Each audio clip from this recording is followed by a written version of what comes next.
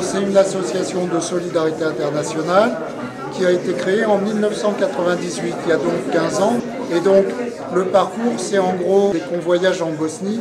C'est autour de ça que l'association est née. On a travaillé pendant 8 ans en Tchétchénie, là sur des projets plus importants, enfin plus gros en volume, comme par exemple des forages pour de l'adduction d'eau et de l'équipement sur 3 hôpitaux. Et puis là, on a commencé dans la bande de Gaza, il va y avoir bientôt 4 ans, sur le soutien psychosocial à l'enfance. Et depuis un peu plus d'1 an, on a également une action d'urgence en Syrie, sur des médicaments et de l'équipement médical. Salut, J'insisterai un peu sur une particularité de notre association qui fait tout son intérêt, je pense. C'est on va souvent dans les pays où les autres ne vont pas. On essaie d'aller dans des petits pays oubliés du monde. Et maintenant, eh bien, on travaille à Gaza, parce que Gaza, si la Palestine, la Cisjordanie est assez pourvue en ONG, Gaza, tout le monde semble l'oublier, c'est une prison à ciel ouvert. On vient d'abord auprès des populations, leur demander ce qu'ils ont besoin, et à partir du moment où ils ont exprimé leurs besoins, on se débrouille, nous en France, pour pouvoir leur emporter soit du matériel s'ils ont besoin du matériel, ou bien faire des travaux chez eux quand ils le réclament dans les domaines qu'ils ont exprimés. Sur la Syrie, c'est un petit peu la même chose. On entend ce combat, cette révolution qui a lieu actuellement. Eh bien, Franck est allé directement au cœur de la Syrie, voir dans les sous-sols les petits hôpitaux qui étaient construits et savoir ce dont la population avait besoin. Et on va essayer d'aider la Syrie, la population civile de Syrie, notamment en obstétrique, en gynécologie. Les femmes continuent d'accoucher, par exemple en Syrie, même s'il y a un conflit.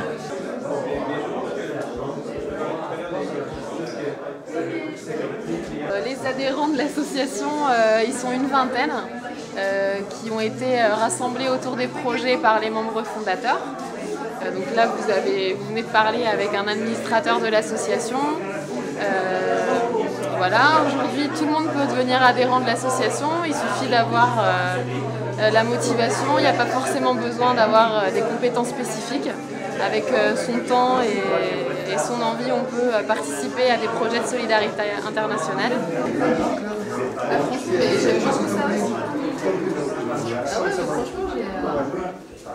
Nos actions prennent de plus en plus d'ampleur et nous avons besoin de gens motivés pour pouvoir nous épauler, apporter des idées aussi dans notre association et nous rejoindre.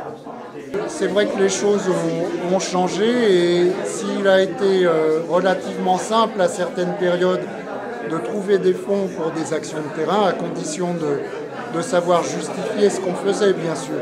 C'est aujourd'hui quelque chose de beaucoup plus difficile qui nécessite en fait du personnel et plus seulement des bénévoles. Par exemple, des événements comme celui qui est en cours autour des 15 ans servent à se faire plaisir, bien sûr, art, musique, conférences, mais aussi à mieux connaître l'implantation et à asseoir sa renommée, si je puis dire, dans la région. La région est peut-être même au-delà. En étant modeste. C'est pas souvent qu'on a une association de solidarité internationale qui n'est pas basée à Paris ou dans une grande ville comme ça. Bourges peut être fier d'avoir une association de solidarité internationale et les Berruyers, je pense, et les Berrichons plus largement, doivent pouvoir épauler cette association parce que c'est la leur finalement. Voilà, ça fait 15 ans que cette association travaille et là, cette année, au mois de novembre, nous avons décidé de fêter ce 15e anniversaire par une exposition de peinture. Vous allez rencontrer là 2 peintres extraordinaires. Et puis ensuite, une conférence avec Jean-Pierre Filiou, qui est un professeur émérite et qui connaît très bien la Syrie et qui va donc au Conseil général nous faire une conférence sur la révolution syrienne. Et enfin, nous terminerons en fin de ce mois, le 30 novembre, au Théâtre Jacques Coeur avec un magnifique concert de 2 groupes qui vont venir jouer pour nous et pour cette solidarité-là, pour pouvoir nous soutenir. Voilà. Je pense que l'art a sa place au niveau de la solidarité internationale parce que c'est quelque chose qui est très précieux. Pouvoir s'exprimer autrement que par l'écriture, que par la parole. Et donc je voulais que l'association Médina et la solidarité internationale, ce qu'elle représente, il y a aussi l'art. Et c'est important. Parce que dans ces pays-là, dans les pays où on intervient, malheureusement, il n'y a pas de place pour la culture, pour la liberté tout court et pour l'expression de l'art encore moins. C'est aussi une façon avec toutes ces couleurs gaies, de parler de choses profondes et qui sont derrière ce rideau, tu vois. Donc je montre. Ah, c'est très intéressant. Et pour les doigts, c'est un peu la même chose. Donc dans ce cas, ils sont complémentaires. Au début, j'hésitais à mettre les deux dans la même galerie. Et puis, j'ai vu Phil d'abord et j'étais avec j'ai essayé de mettre beaucoup de tags parce que je me dis, je ne sais pas s'ils vont accepter d'exposer étant tellement différents. Finalement, ils sont pareils. Ils expriment les mêmes choses, quoi. Voilà.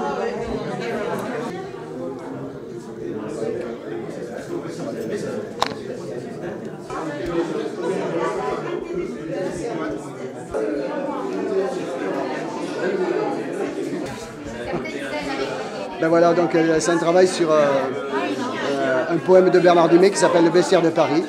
Et donc, ben voilà, ça a donné naissance à 66 tableaux pour 66 quatrains. Un merveilleux poème de Bernard Dumay que j'adore et qui a fait que j'étais très sensible à son écriture. Et donc, c'est sur la vie nocturne de Montmartre.